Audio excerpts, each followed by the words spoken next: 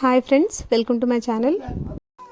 ఈరోజు ఎపిసోడ్లో captaincy task continuation and Sanjana captain అయిన తర్వాత ఇంట్లో ఏ డిస్కషన్ జరిగాయి దాని గురించి మాట్లాడుకుందాం. ఎమాన్యుయల్ ఎలిమినేట్ అయిన తర్వాత కెప్టెన్సీ టాస్క్ని కంటిన్యూ చేస్తారు. ఈ టాస్క్లో కళ్యాణ్ వాళ్ళని చేత్తో పట్టుకుంటాడు. అది సంచాలక్ చూడడు, కానీ అందరూ అరవడంతో నేను చూశాను అని చెప్పి కళ్యాణ్ వాళ్ళ టీంని ఎలిమినేట్ చేస్తాడు.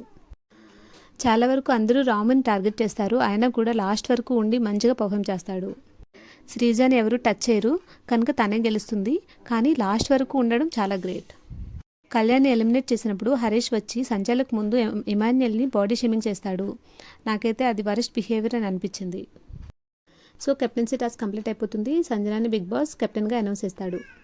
ఈ ఎపిసోడ్లో హరీష్ చాలా విషయాల్లో నోరు జారుతాడు.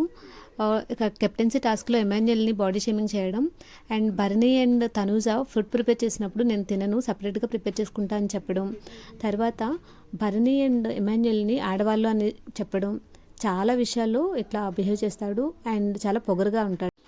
కెప్టెన్సీ విషయంలో బిగ్ బాస్ ఒక రకంగా సంజనాకి హెల్ప్ చేసినట్లే, ఎందుకంటే సంజన మిగతా 4 మెంబర్స్ని సెలెక్ట్ చేసుకుంటుంది కనుక వాళ్ళెవరూ సంజనాని టార్గెట్ చేయలేదు. సో ఆ విధంగా సంజన కెప్టెన్ అయింది. అంతకుముందు సంజన ఎగ్ దొంగతనం చేసింది కనుక కొందరు సంజన దగ్గర నుంచి చాక్లెట్స్ అండ్ డ్రింక్ దొంగతనం చేస్తారు. తర్వాత ఒక కామెడీ స్కిట్ జరుగుతుంది, అది చాలా ఎంటర్టైనింగ్గా ఉంటుంది. నాకైతే ఈ కంప్లీట్ ఎపిసోడ్ చూసిన తర్వాత హరీష్ అండ్ మనీష్ బిహేవియర్ నాకు అసలు నచ్చలేదు. మీరేమనుకుంటున్నారో కమెంట్ సెక్షన్లో కమెంట్ చేయండి. That's all for now. Thank you for watching.